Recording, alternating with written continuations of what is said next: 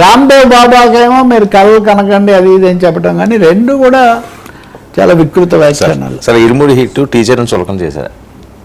అంటే ఇరుముడైన సినిమా వాళ్ళకి హిట్ అయింది. చాలా రోజుల తర్వాత రవితేజకి సంబంధించి ఒక పెద్ద హిట్ వచ్చింది, ఒక 100 కోట్ల వచ్చేసాయి ఇప్పటికే అని చెప్తున్నారు.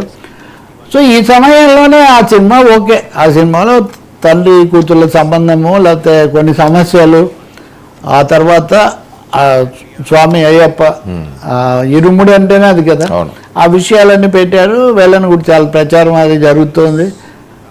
99 స్టూడియో కూడా వాళ్ళు వచ్చినట్టున్నారు. ఇదంతా బాగానే ఉంది. కానీ ఈ సినిమాలో నేను చూడలేదు ఇంకా సినిమా కూడా, వివాదము అంశం వరకు నేను పరిశీలించాను.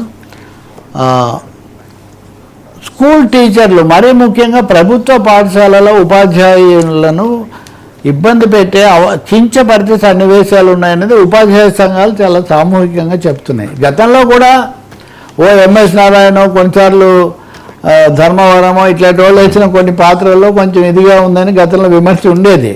అదేమో ఎగతాళి ఇట్లాంటి. కానీ అది కాదు, ప్రొఫెషనల్గా టీచర్ల పాత్రకు సంబంధించి ఒక స్కూల్ యూనిఫామ్లలో ఉండే పిల్లలను తీసుకొని ఆ టీచరు ఆ విద్యార్థి పట్ల సరిగా వ్యవహరించలేదు, అసలు ప్రభుత్వ పాఠశాలలో టీచర్లు ఇలాగే ఉంటారు అనే ఒక అభిప్రాయం కలిగించేటట్టుగా చూపించారు. ఇది టీచర్లను కించపరచడం, ఇంత ఘన విజయం సాధించిన చిత్రం కాబట్టి తప్పకుండా ఇలాంటి వివాదాలకు అవకాశం ఇవ్వడం, అలాగే ఎంత లేదైనా గురు బ్రహ్మ గురు విష్ణు అన్న స్థాయిలో ఉపాధ్యాయులను గౌరవించే ఇది కాబట్టి.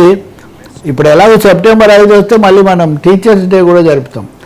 టీచర్ల యొక్క మనోభావాలను, సంఘాల యొక్క అభ్యంతరాలను దృష్టిలో పెట్టుకొని కొంత దాన్ని సంస్కరించడం, కొంత సవరించడం మటుకు చాలా అవసరం. అనేక విషయాల్లో మంచి వాటిని కూడా వెనక్కి తీసుకుంటూ ఉంటారు సినిమా వాళ్ళు, భావాలు ఏదో గాయపడ్డాయి సరిగ్గా లేదని. అందులో ఇంకోటి ఏంటంటే, ఇప్పటికే దేశంలో ఉదాహరణకు 1,00,000 స్కూళ్ళు మూతపడ్డాయి, ప్రభుత్వ పాఠశాలలు దెబ్బతింటున్నాయి, కార్పొరేట్ విద్య పెరిగింది. ఇలాంటి చర్చ ఉన్నప్పుడు ఈ వివాదాన్ని తొందరగా ముగించే విధంగా ఏదైనా చేస్తే చాలా మంచిది. సార్, ఇరాన్ వారు చైనా ఇండియా క్లోజ్.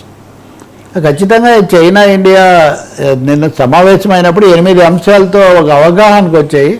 సంబంధాలు బాగా పటిష్టం చేసుకొని ముందుకు వెళ్ళాలి గట్టిగాని, ఇరాన్కు తోడుగా. సో ఇరాన్ స్థానం బలపడుతుంది. అదే సమయంలో రెండో శిబిరం కూడా ఇండియా చైనా దగ్గర అవ్వటం అన్నది కూడా ప్రపంచం చాలా స్వాగతిస్తుంది. Right sir, thank you so much Ravi గారు. ఇది నటి ఫ్రాంక్ విత్ తరకులు స్టేషన్ టు 9 న్యూస్.